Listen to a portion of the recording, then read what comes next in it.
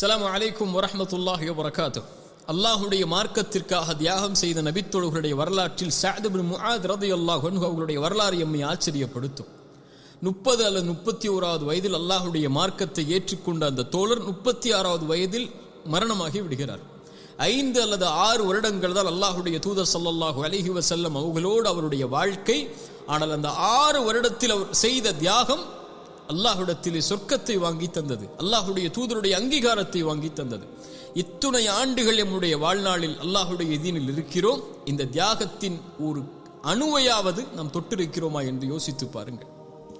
அவருடைய வாழ்வு முழுக்க தியாகங்கள் தான். அந்த 5 அல்லது 6 வருடத்தில் அதில் எத்தனையோ நிகழ்வுகள் உண்டு. ஆனால் இந்த 2 நிகழ்வுகள் மிக முக்கியமானவை நம்முடைய ஈமானுக்கு. சஅத் இப்னு முஆத் அன்சாரி தோழர், அதுவும் அவுஸ் கோத்திரத்தாருடைய தலைவர், அன்சாரிகளுடைய தலைவர். அவர் ஒரு தலைமைத்துவ பண்பை கொண்டிருப்பவர். யூதர்களோடு, மக்காவாசிகளோடு, மதீனாவாசிகளோடு மிகப்பெரிய உறவை வைத்துக் கொண்டு வாழ்ந்து கொண்டிருக்கக்கூடிய நபித்தோழர் அவர். பத்ருடைய போர்க்களம் நடக்கிறது. ஒரு வாணிப குழுவை தடுப்பதற்காக அல்லாஹ்வுடைய தூதர் நபித்தோழர்களை அழைத்துச் செல்கிறார்கள். மக்காவாசிகளையும் மதீனாவாசிகளையும். அது போராக மாறுகிறது. அது போராக மாறுவதற்கு முன்னால் அல்லாஹ்வுடைய தூதர் நபித்தோழர்களை அழைத்து மக்காவாசிகளையும் மதீனாவாசிகளையும் அழைத்து சொன்னார்கள், அஷீரு அலைய அய்யுஹன் நாஸ், எனக்கு ஆலோசனை செய்யுங்கள், இதில் நாம் எப்படி நடந்து கொள்வதென்று. அபூபக்கர் எழுந்தார்கள், மக்காவாசி. உமர் எழுந்தார்கள், மக்காவாசி. மிக்தாத் ரலியல்லாஹு எழுந்தார்கள், மக்காவாசிகள். அல்லாஹ்வுடைய தூதர் மகிழ்வுற்றார்கள். ஆனால் அல்லாஹ்வுடைய தூதர் அவர்களுடைய ஆலோசனையை விட விரும்புவது வேறொருவருடைய ஆலோசனை. யாரை? அன்சாரிகள், மதீனாவாசிகள், அடைக்கலம் தந்தவர்கள். அவர்களுடைய ஊருக்கு வந்து இருக்கிறோம், அவர்களுடைய வீட்டில் தங்கி இருக்கிறோம், அவர்களுடைய சொத்துகளையும் அவர்களுடைய செல்வங்களையும் பயன்படுத்தி கொண்டிருக்கிறோம். இவர்கள் இதில் எப்படி நடந்து கொள்வார்கள் என்பதை தெரிந்து கொள்ள அல்லாஹ்வுடைய தூதர் ஆசை கொண்டு மீண்டும் மீண்டும் அதை கேட்டுக்கொண்டே வருகிறார்கள். அஷீரு அலைய அய்யுஹன் நாஸ், ஆலோசனை சொல்லுங்கள். அந்த மதீனாவாசிகளில் தலைவர் சஅத் இப்னு முஆத் எழுந்திருக்கிறார். எழுந்து சொன்னார்கள், அல்லாஹ்வுடைய தூதரே, எங்களுடைய ஆலோசனையா நீங்கள் கேட்க விரும்புகிறீர்கள்? அதற்காகத்தானே இப்படி கேட்டுக்கொண்டே வருகிறீர்கள்?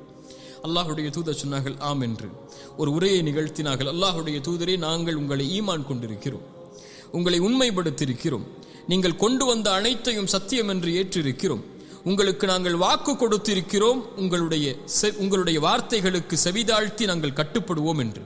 அல்லாஹ்வுடைய தூதரே, இந்த அன்சாரிகள் அவர்களுடைய வீடுகளிலும் அவர்களுடைய செல்வங்களிலும் மட்டும் அல்லாஹ்வுடைய மார்க்கத்தில் உதவி செய்வார்கள் நீங்கள் என்று எண்ணினால் நீங்கள் கேட்டுக்கொள்ளுங்கள். எங்களை எதை வேண்டுமானாலும் செய்ய சொல்லுங்கள், நாங்கள் செய்கிறோம். எங்களை அழைத்து சென்று எந்த உறவை சேர்த்து வாழச் சொல்கிறீர்களோ சேர்த்து வாழ்கிறோம், வெட்டி வாழச் சொல்கிறீர்களோ வெட்டி வாழ்கிறோம். எங்களுடைய செல்வத்தில் எதை எடுத்துக் கொள்கிறீர்களோ எடுத்துக்கொள்ளுங்கள், எதை விட்டு விடுகிறீர்களோ விட்டு விடுங்கள். ஆனால் நீங்கள் விட்டு விட்டதை விட நீங்கள் எடுத்துக்கொண்டதுதான் எங்களுக்கு விருப்பமானது. சுப்ஹானல்லாஹ், இதை எப்படி விளக்குவது? எங்களுடைய செல்வத்தில் நீங்கள் விட்டதை விட எடுத்துக்கொண்டதுதான் எங்களுக்கு மிக விருப்பமானது. அல்லாஹ்வுடைய தூதரே, அல்லாஹ்வுடைய தூதரை எங்களை அழைத்துச் செல்லுங்கள் எங்கு வேண்டுமானாலும். நீங்கள் ஒரு நடுக்கடலில் சென்று எங்களை மூழ்கச் சொன்னாலும் நாங்கள் மூழ்கத் தயார். ஒருபோதும் எங்களில் ஒருவர் கூட, அன்சாரிகளில் ஒருவர் கூட பின்வாங்கி விட மாட்டோம். நாங்கள் நாளை எதிரிகளை சந்திப்பதற்கு தயாராக இருக்கிறோம். அந்த போரில் ஏற்படக்கூடிய சிரமங்களை பொறுமையோடும் அல்லாஹ்வின் சந்திப்பின் மூலம் உங்களுடைய கண்ணின் குளிர்ச்சியை நாங்கள் ஏற்படுத்துவதற்கு நாங்கள் தயாராக இருக்கிறோம். அல்லாஹ்வுடைய அருளால் எங்களை அழைத்துச் செல்லுங்கள் அல்லாஹ்வுடைய தூதரே, நாங்கள் தயார், எங்களில் ஒருவர் கூட பின்வாங்க மாட்டார் இந்த போர்க்களத்தில் என்று சொன்னார்கள். அல்லாஹ்வுடைய தூதர் அந்த வார்த்தையை கேட்ட மாத்திரத்திலேயே சொன்னார்கள், நான் அல்லாஹ்வுடைய வெற்றியை நான் பார்க்கிறேன் என்று. சுப்ஹானல்லாஹ். அந்த பத்ருடைய போர்க்களம் நடந்து கொண்டிருக்கும் போது அந்த பத்ருடைய போர்க்களத்துடைய அமைப்பை அல்லாஹ்வுடைய தூதர் அமைத்துக் கொண்டிருக்கும் போது சஅத் இப்னு முஆத் சொன்னார்கள், யா ரசூலல்லாஹ், நீங்கள் இந்த போரில் கலந்து கொள்ளாதீர்கள், உங்களுக்கென்று ஒரு பரணை அமைத்து வைக்கிறோம், அதில் அன்சாரி தோழர்கள் உங்களுக்கு பாதுகாப்பாக இருப்பார்கள். அதற்கு முன்னாலும் அன்சாரி தோழர்கள் எதிரிகளை தாங்கிக் கொண்டிருப்பார்கள். எங்களை மீறி உங்களை வந்தடைந்தால் நீங்கள் திரும்ப செல்லுங்கள். அந்த குதிரை, அது உங்களுடைய வாகனம் அதற்கு அருகிலே இருக்கும். நீங்கள் மதீனாவை நோக்கி திரும்பி செல்லுங்கள். அங்கு எங்களை விட உங்களை நேசிக்கக்கூடிய மனிதர்கள் இது போர் என்று அறியாமல் இருக்கிறார்கள்.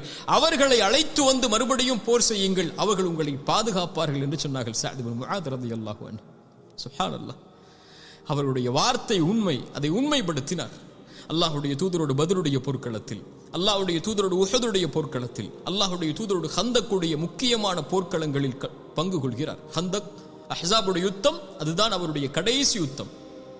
மக்காவாசிகள் எல்லோர்களையும் யூதர்கள் ஒன்று சேர்க்கிறார்கள். மதீனாவில் இருக்கக்கூடிய பனு குரைதாவுடைய தலைவர்களுடைய யூதர்கள் எல்லா மக்காவாசிகளையும் ஒன்று சேர்த்து, எல்லா மக்கா குழுக்களையும் ஒன்று சேர்த்து, அல்லாஹ்வுடைய தூதருடைய எதிரிகள் எல்லோர்களையும் ஒன்று சேர்த்து ஒரு அணியில் நிறுத்துகிறார்கள். பனு குரைதாவாசிகள், மதீனாவில் இருக்கக்கூடிய அந்த யூதர்கள், சஅத் இப்னு முஆத் அவர்களுடைய தலைமைத்துவத்தில் ஒப்பந்தமிட்டு வாழக்கூடியவர்கள், அவர்களோடு உறவை வைத்துக் கொள்ளக்கூடியவர்கள், அவர்களே இந்த போர்க்களத்தை ஏற்படுத்தி விட்டார்கள் என்ற மிகப்பெரிய வருத்தம், மிகப்பெரிய காயம் சஅத் இப்னு முஆதை அவர்களுடைய உள்ளத்தை ஆட்டியது. அந்த அஹ்ஸாபுடைய யுத்தத்தில் தான் அவருடைய கரம் காயப்பட்டு வேதனைக்கு உட்படுத்தப்படுகிறார்கள். அந்த காயம் ஏற்பட்ட போது சஅத் இப்னு முஆத் சொன்னார்கள், யா அல்லாஹ், என் கண்ணின் குளிர்ச்சியை இந்த பனு குரைதாவுடைய விஷயத்தில் ஏற்படுத்தாமல் என் மரணத்தை நீ ஆக்கி விடாது என்று சொன்னார்கள். அந்த காயத்திலேயே அவர்களுடைய மரண படுக்கையும் ஏற்படுகிறது. அல்லாஹ்வுடைய தூதர் ஸல்லல்லாஹு அலைஹி வஸல்லம் மரண படுக்கையில் நோயுற்றிருக்கக்கூடிய சஅத் இப்னு முஆதை அடிக்கடி சந்திக்க செல்வார்கள்.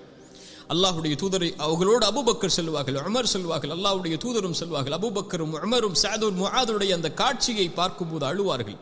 அந்த நோயுடைய படுக்கையில் அந்த காயத்தால் அவர்கள் அழுவார்கள். அல்லாஹ்வுடைய தூதர் தாடியை பிடித்துக் கொண்டு அவர்களுக்கு அருகிலே கவலையில் நின்று சஅத் இப்னு முஆதை பார்த்து கொண்டிருப்பார்கள்.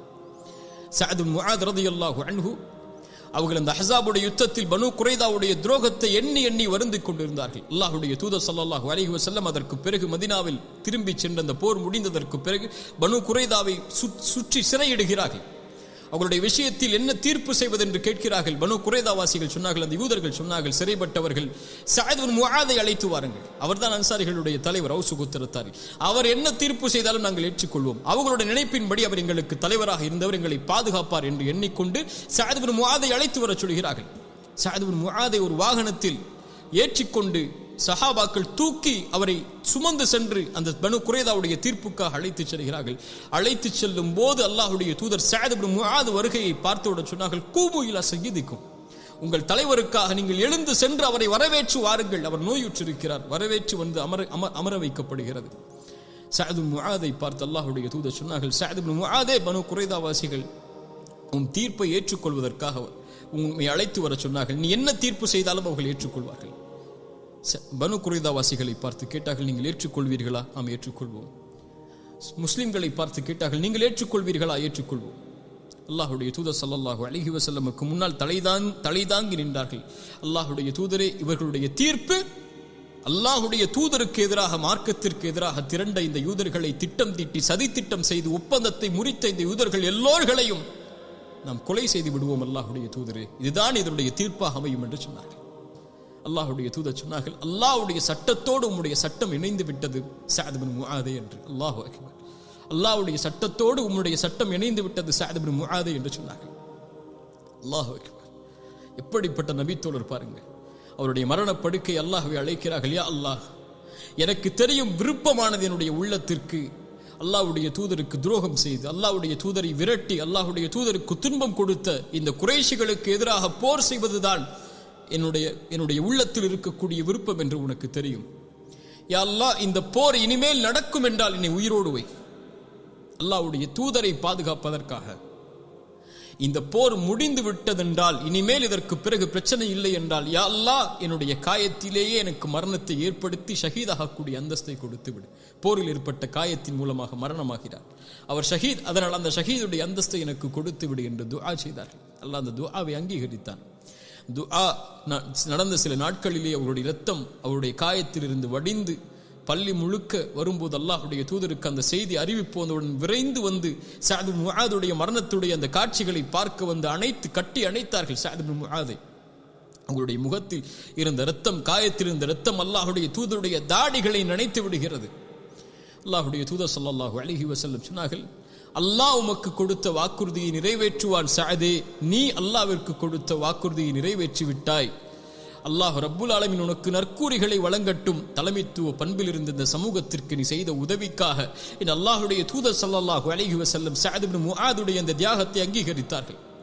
அங்கீகரித்ததற்கு பிறகு சஅத் அவர்கள் மரணமானதற்கு பிறகு அல்லாஹ்வுடைய தூதர் சொன்னார்கள், இஹ்தஸ்ஸ அர்ஷுர் ரஹ்மான், ரஹ்மானுடைய அர்ஷ் சஅத் இப்னு முஆதுடைய இந்த மரணத்திற்காக நடுங்கி விட்டது என்று சொன்னார்கள். அல்லாஹ்வுடைய அர்ஷ் நடுங்கும். அல்லாஹ்வுடைய படைப்பு. அல்லாஹ் அதை எப்படி செயல்பட சொல்கிறானோ அப்படி செயல்படும். அந்த அரிஷ் நடுங்கியது எதனால்? பயத்தால் அல்ல, கவலையால் அல்ல, அன்பால். ஒரு தன்னுடைய நேசரை வரவேற்பதற்குரிய மகிழ்வால் அல்லாஹ் ரப்புல் ஆலமீன் அரிஷை நடுங்கச் செய்தான். அல்லாஹ் விரும்பினான். அல்லாஹ்வுடைய தூதர் ஸல்லல்லாஹு அலைஹி வஸல்லம் இதை பல செய்திகளில் நமக்கு சொன்னார்கள். யாரை அல்லாஹ் சந்திக்க நாடி, யார் அல்லாஹ்வின் சந்திப்பை நாடுகிறார்களோ அவர்களின் சந்திப்பையும் அல்லாஹ் நாடுவான் என்று அல்லாஹ்வுடைய தூதர் சொன்னார்கள். சஅதுடைய மரணத்திற்காக அல்லாஹ்வுடைய அரிஷ் ஆடியது. 7 வானத்தின் கதவுகளும் திறந்து விட்டது. 70,000 மலக்குகள், சுப்ஹானல்லாஹ் சுப்ஹானல்லாஹ், 70,000 மலக்குகள் அவருடைய ஜனாசா இருக்கும் இடமெல்லாம், அவரை அழைத்து செல்லும் இடமெல்லாம், அவர் கபரை நோக்கி செல்லும் இடமெல்லாம் 70,000 மலக்குகள் சுற்றி நிற்கிறார்கள். அவருடைய ஜனாசாவில் கலந்து கொள்வதற்காக வந்திருக்கிறார்கள் என்று அல்லாஹ்வுடைய தூதர் ஸல்லல்லாஹு அலைஹி வஸல்லம் சொன்னார்கள். சஅத் இப்னு முஆதை அல்லாஹ்வுடைய தூதர் ஸல்லல்லாஹு அலைஹி வஸல்லம் கபரில் வைத்தவுடன் சொன்னார்கள், சுப்ஹானல்லாஹ் சுப்ஹானல்லாஹ், அல்லாஹு அக்பர் அல்லாஹு அக்பர். சஹாபாக்கள் கேட்டார்கள் ஏன் என்று. அல்லாஹ்வுடைய தூதர் சொன்னார்கள், சஅதை ஒரு முறை கபர் நெருக்கி விட்டது. கபருடைய நெருக்கத்திலிருந்து ஒருவர் பாதுகாக்கப்பட்டிருந்தால் அவர் சஅத் இப்னு முஆதாகத்தான் இருந்திருப்பார் என்று அல்லாஹ்வுடைய தூதர் ஸல்லல்லாஹு அலைஹி வஸல்லம் அவர்கள் சொன்னார்கள். அல்லாஹ் கபருடைய வேதனையிலிருந்து நம்மை பாதுகாப்பானாக. ரசூலுல்லாஹி ஸல்லல்லாஹு அலைஹி வஸல்லமுடைய வாழ்நாளில் வெறும் 6 வருடங்களில், சுப்ஹானல்லாஹ், அதான் முக்கியமானவை, வெறும் 5 அல்லது 6 வருடங்களில் அல்லாஹ்வுடைய தீனுக்காக அவர் தன்னை அர்ப்பணித்து அல்லாஹ்வுடைய தூதரையும் அல்லாஹ்வுடைய மார்க்கத்தையும் ஒரு தலைமைத்துவ பண்பிலிருந்து பாதுகாத்து பணிவோடும் அல்லாஹ்வுடைய மார்க்கத்துடைய நெருக்கத்தோடும் வாழ்ந்த அந்த தோழர் இந்த தீனுக்காக செய்த தியாகத்தால் அல்லாஹ்வுடைய தூதர் ஸல்லல்லாஹு அலைஹி வஸல்லம் அவர்களுடைய நாவிலிருந்து நற்செய்தி உண்டாகட்டும், அல்லாஹ் உமக்கு கொடுத்த வாக்குறுதியை நிறைவேற்றுவான், நீ சொர்க்கவாதி, நீ அல்லாஹ்விற்கு கொடுத்த வாக்குறுதியை நிறைவேற்றியதால் அல்லாஹ் உமக்கு நற்கூலிகளை வழங்கட்டும் என்று அல்லாஹ்வுடைய தூதருடைய நாவால் நற்செய்தி பெற்ற நபித்தோழர் சஅத் இப்னு முஆத் அல்லாஹ்வுடைய அரிஷ் ஆடியது. சுப்ஹானல்லாஹ், ரஹ்மான் அவனுடைய அரிஷை நடுங்க வைத்தான் அவருடைய மரணத்திற்காக. 70,000 மலக்குமார்கள் படைசூழ அவருடைய ஜனாஸா அடக்கம் செய்யப்பட்டது.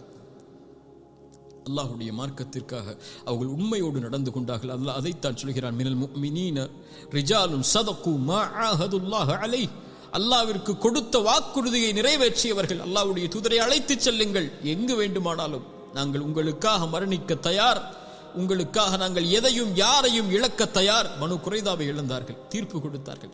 பத்ருடைய போர்க்களத்தில் தியாகம் செய்தார்கள், உஹதுடைய போர்க்களத்தில் தியாகம் செய்தார்கள், அஹ்ஸாபுடைய யுத்தத்தில் நடந்த காயத்தால் மரணமானார்கள். ரிஜாலுன் ஸதகு மா ஆஹதுல்லாஹ் அலைஹி, அல்லாஹ்விற்கு கொடுத்த வாக்குறுதியை நிறைவேற்றியவர்கள்.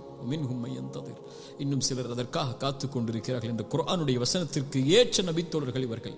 அல்லாஹ் இந்த தியாகத்திலிருந்து படிப்பினை பெறக்கூடிய மக்களாக அல்லாஹ் உங்களையும் என்னையும் ஆக்குவானாக. ஜஸாக்குமுல்லாஹு கைரன். அஸ்ஸலாமு அலைக்கும் வரஹ்மத்துல்லாஹி வபரகாத்துஹு.